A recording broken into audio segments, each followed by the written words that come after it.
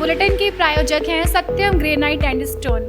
सजाइए इस दिवाली अपना घर ग्रेनाइट, कोटा स्टोन, सिंगोली, लाल पत्थर एवं सभी प्रकार के स्टोन की होलसेल विक्रेता। रेवास देवड़ा रोड 500 क्वार्टर वृद्धाश्रम के सामने, मंदसौर, मध्य प्रदेश। नगौर जैविक जागरूकता अभियान के तहत कटस मानव विकास केंद्र के तत्वाधान में जैविक खेती को बढ़ावा देने और जैविक खेती के लिए किसानों को प्रेरित करने हेतु प्रतापगढ़ ब्लॉक की ग्राम पंचायत नकौर में जैविक किसानों के साथ बस स्टैंड पर सामुदायिक भवन में किसान संगोष्ठी का आयोजन किया गया। इस अवसर पर कार्यक्रम की शुरुआत करते हुए कट्स के सहायक समन्वयक मदन गिरी गोस्वामी ने बताया कि हमें जैविक खेती के साथ में कोरोना से बचाव हेतु मास्क का नियमित उपाय करना, 2 गज की दूरी रखना, सैनिटाइजर का इस्तेमाल करते हुए सरकार की गाइडलाइन की पालन करना आवश्यक है। मदन गिरी ने बताया कि हमारे लिए जैविक खेती क्यों अनिवार्य है, इसके लिए सार्थक परिणाम है तथा कीटनाशकों का खेती में प्रयोग करने और रासायनिक खेती से उत्पादित खाद्यान्न खाने से हमारे शरीर पर होने वाले दुष्प्रभावों के बारे में जानकारी दी। इस अवसर पर जैविक खेती राजपुरा से जैविक किसान बंशीलाल धाकड़ ने जैविक खेती के लिए जरूरी पोषक तत्वों के बारे में और सूक्ष्म जीवाणु के बारे में जानकारी देते हुए वर्मी कारपोरेट कंपोस्ट व जीवामृत बनाने व इसके उपयोग व इसके फायदे के विषय में जानकारी दी। वह बीज अपने खेत पर कैसे तैयार करें और बाजार के महंगे बीजों से छुटकारा कैसे पाएं। साथ ही धाकड़ ने बताया कि हमें खेती में गोबर, गौमूत्र और राख आदि का अधिक से अधिक उपयोग करना चाहिए और खेत को सजीव और स्वस्थ बनाना है। बम्बोरी से आए जैविक किसान मांगीलाल जंडवा ने जैविक खेती के बारे में जानकारी देते हुए बताया कि हमारी खेती में गाय के गोबर और गौमूत्र का अधिक महत्व है और हम जैविक खेती करके अच्छा उत्पादन कैसे लें। जंडवा ने बताया कि हम जैविक खेती करते हैं तो हमें किसी भी प्रकार के कीटनाशक या पोषक तत्वों के लिए बाजार में जाने की जरूरत ही नहीं है।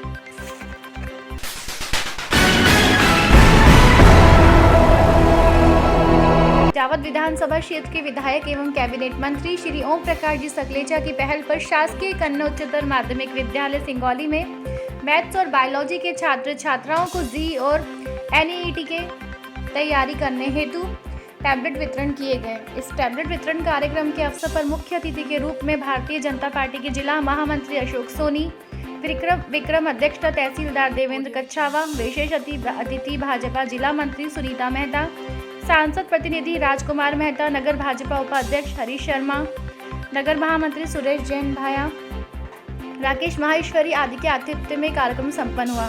इस अवसर पर सर्वप्रथम सभी अतिथियों द्वारा मां सरस्वती का पूजन अर्चन किया गया।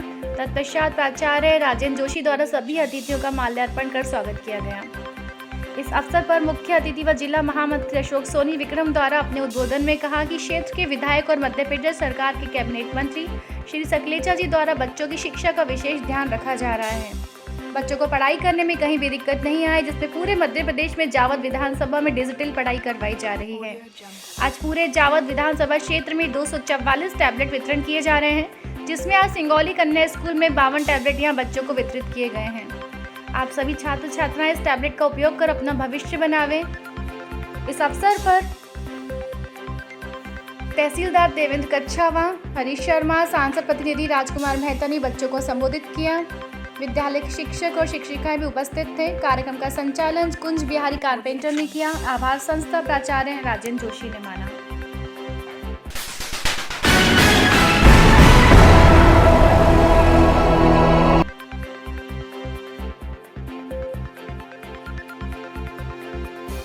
जमीनी विवाद को लेकर एक की हत्या, NH 12 सहित हाईवे पर लगाया जाम। 2 वर्ष पहले जमीन पर तेरे को लेकर कुछ राशि रुकी हुई थी। इस राशि की लेन देन को लेकर विवाद इतना बढ़ा कि हवा में जमीन क्रय करने वाले ने 4 फायर किए और मौके पर एक युवा के सर पर इतना तेज डंडे से वार किया कि उसकी मौके पर ही मौत हो गई। युवक की मौत को लेकर परिजनों ग्रामवासियों ने राष्ट्रीय राजमार्ग 12 सहित थाने के सामने और हाईवे पर जाम लगा दिया। लगभग 2 वर्ष पहले कोटपार निवासी धाकड़ परिवार से बरेली निवासी शंकर प्रजापति जमीन क्रय की थी। इस जमीन लेन देन को लेकर लगभग 50,000 रुपए की राशि प्रजापति को देना थी। कई बार राशि की मांग की गई, लेकिन प्रजापति नहीं दे पाए थे। शुक्रवार को लगभग 5 बजे बरेली से 4 किलोमीटर दूरी पर गांव मेहरा गांव स्कूल के सामने शंकर प्रजापति का छोटा पुत्र राजा प्रजापति ट्रैक्टर लेकर खड़ा हुआ था। तभी धाकड़ परिवार वहां पहुंचा और राशि लेन देन को लेकर बहसबाजी प्रारंभ हो गई। बात इतनी बड़ी कि राजा प्रजापति ने 12 बोर बंदूक से हवा में 4 फायर की। उस समय कोटवार निवासी ब्रजेश धाकड़ उम्र लगभग 35 वर्ष वहां से गुजरा। तब राजा प्रजापति और उसके दोस्तों ने उसकी आंखों में लाल मिर्च मारकर पीछे से उसके सिर पर तलवार से वार किया। मौके पर ही विजेश ठाकुर की मौत हो गई। हृदय विदारक घटना को अंजाम देने के बाद राजा प्रजापति और उसके दोस्त वहां से फरार हो गए। तुरंत मृतक को स्वास्थ्य केंद्र लाया गया, जहां डॉक्टरों ने उसे मृत घोषित किया। मृत युवक को वाहन में रखकर बरेली थाने के समीप राष्ट्रीय राजमार्ग 12 पर लाया गया, जहां ग्राम वासियों और मृतक के परिवारजनों ने चक्का जाम लगा रखा है।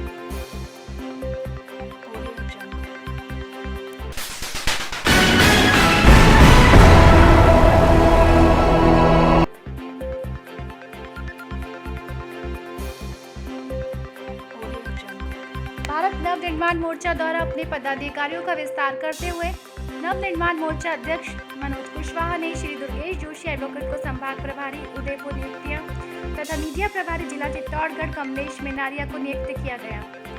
उनके द्वारा बताया गया कि भारत नवनिर्माण मोर्चा संगठन संपूर्ण भारत में आरक्षण के विरुद्ध एक आवाज को बुलंद करने के लिए संगठन है, जिसको सतत प्रयासों से मध्य प्रदेश में सवर्ण आयोग का गठन किया जा चुका है तथा संगठन का प्रयास है कि प्रत्येक राज्य में सवर्ण आयोग का गठन किया जावे तथा आरक्षण की समाप्ति की जावे। भारत नवनिर्माण मोर्चा संपूर्ण भारत में आरक्षण के विरोध में, एट्रोसिटी एक्ट के विरोध में तथा सवर्णों के अधिकार की मांग को लेकर के संपूर्ण भारत में प्रयासरत है और माननीय अध्यक्ष महोदय मनोज सिंह जी कुशवाहा के द्वारा मुझे उदयपुर संभाग में सवर्णों की बात को लेकर के, सवर्णों के अधिकार को लेकर के मुझे दायित्व प्रदान किया गया है। मैं उस दायित्व पर खरा उतरने का पूरा प्रयास करूंगा तथा सभी सवर्ण समाज के पदाधिकारियों, राजनेताओं तथा युवाओं से मैं निवेदन करूंगा कि आप सभी भारत नवनिर्माण मोर्चा से जुड़े तथा आरक्षण और एट्रोसिटी एक्ट का विरोध करते हुए भारत को आरक्षण मुक्त करें तथा अपने अधिकारों की मांग के लिए सजग रहें। धन्यवाद।